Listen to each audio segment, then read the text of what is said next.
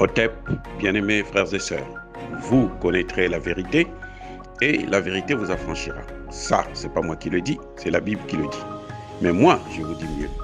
Vous connaîtrez la vérité historique, notamment celle de vos ancêtres kémites, et vous aurez une vision globale de ce que c'est que la vraie souveraineté politique. J'ajoute, vous reviendrez à la spiritualité africaine ancestrale et vous comprendrez les enjeux de l'indépendance économique. Et pour terminer, vous accepterez votre identité culturelle kémite et vous obtiendrez deux choses. La première, c'est la paix. La seconde, c'est le développement, à une condition. L'unité de toute l'Afrique noire, l'unité de tous les Noirs du monde entier.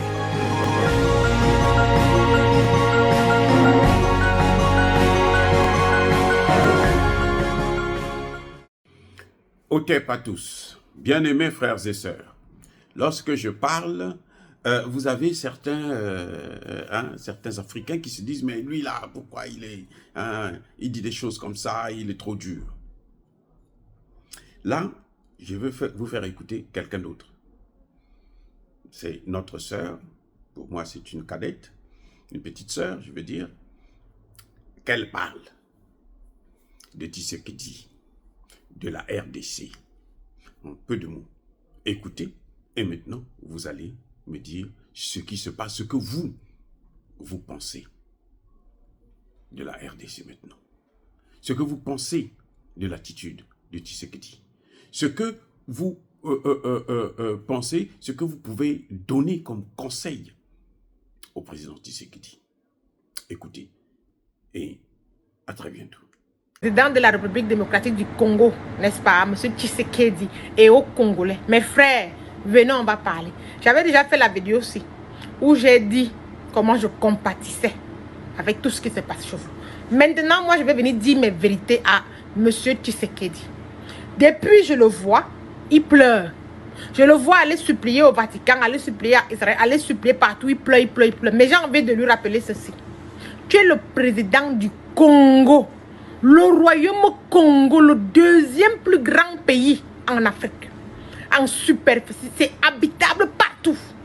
Tu es le président du Congo. Le royaume Congo est l'utérus de l'Afrique. Si le Congo va mal, aucun pays en Afrique n'ira bien. Donc il est temps pour toi de te mirer et d'arrêter de pleurnicher. D'arrêter de pleurer que oui, le Rwanda a fait ci, l'Ouganda a fait ci. Regarde ce que mon papa Assimi Goïta a fait. Regarde ce que mon chéri Coco Ibrahim Traoré fait. Alors, c'est simple. Tu prends ton téléphone, tu appelles Papou, tu dis Papou, écoute, je veux les armes. Comme Assimi Goïta a acheté, comme mon chéri Coco Ibrahim Traoré a acheté. J'ai par exemple le lithium, j'ai le colbate. Je veux des armes bien sophistiquées pour éradiquer la vermine qu'on appelle le M23. Passe le coup de fil. Papou va te donner les armes. Il va te les vendre parce que tu as les moyens de les acheter. Tu appelles mi intime Kim Jong-un. Tu dis écoute Kim Jong-un, je veux les armes sophistiquées. Et je veux avoir la possibilité de contrôler mon territoire à partir du satellite. Il va te le faire avec Papou. Dès que tu as ça, les armes arrivent. Tu vas voir tes petits frères Ibrahim et Assimi Goïta. Tu leur dis je veux des gens chez vous qui ont été formés par Papou, qui viennent former des Congolais. Jeunesse congolaise, tu dois être formé. Vous avez vu comment les Burkinabés, quand mon chéri Coco a dit qu'il voulait les volontaires, les VDP, plus de 100 000 personnes étaient présentes en un jour. Les Congolais, vous devez vous lever, aller libérer votre pays. Vous devez faire comme mes chéris Coco, mes beaux-frères, mes belles-sœurs burkinabés. Donc les enfants congolais doivent se lever. Il est temps pour nous de libérer notre pays. C'est de ça qu'il s'agit.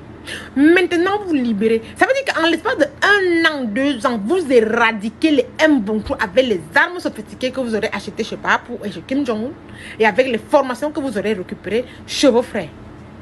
Il est temps de libérer le pays là. On est fatigué d'enterrer nos frères congolais. Tous les jours, on entend les gens ont été tués. Et ce n'est pas le petit Ouganda qui ne compte même pas 30 millions d'habitants qui va vous dépasser, encore moins le Rwanda.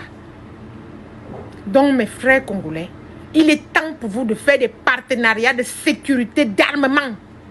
Il est temps pour vous d'importer des armes qui vont venir vous libérer. Et il est temps pour vous de devenir des braves vaillants comme vous l'étiez. Vous êtes les enfants du royaume Congo. Les enfants de Zinga, de Kimpavita. Plus de 30 millions de morts, c'est pas possible. Non. Avec ce que le psychopathe Léopold a tué. On va continuer à décimer le Congo comme ça? Donc mes frères, partagez la vidéo aussi. Et dites à votre président, M. Tshisekedi, d'arrêter de pleurnicher, d'aller supplier au Vatican partout. Il ne pourra pas libérer le Congo s'il ne s'arme pas jusqu'aux dents. Comme les Maliens l'ont fait, comme les Burkinabés le font. C'est de ça qu'il s'agit. Les amis, vous avez bien entendu ce que notre sœur venait de dire. Je n'ai aucun mot à ajouter. Ce que je conseille à Tshisekedi, c'est d'écouter. Ça, c'est l'Afrique qui parle. Eh oui, quand les hommes et les femmes se lèvent pour te conseiller, pour te dire, attention, là où tu vas là, c'est grave.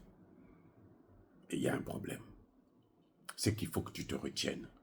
Il faut que tu essayes de t'arrêter et de regarder encore de près ce qui se passe. Tu dois t'interroger. Un homme, c'est ça. Un homme, c'est être capable de se remettre en cause. Si tu n'es pas capable de te remettre en cause, c'est que tu n'es pas un homme normal. C'est que tu as des problèmes particuliers. Et ça, ce n'est pas bon pour quelqu'un qui dirige un grand pays comme le Congo démocratique. Il faut avoir la lucidité, mais il faut avoir aussi le courage de prendre des décisions lorsqu'elles s'imposent. Monsieur Tshisekedi, la balle est de votre côté.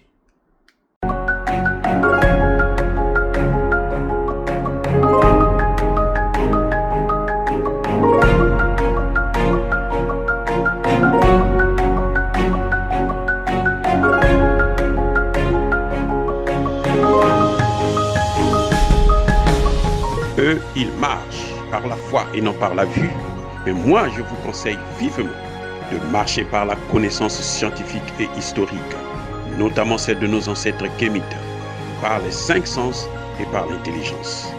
Otep, vive l'Afrique éternelle et que Dieu vous bénisse. Abou Apia.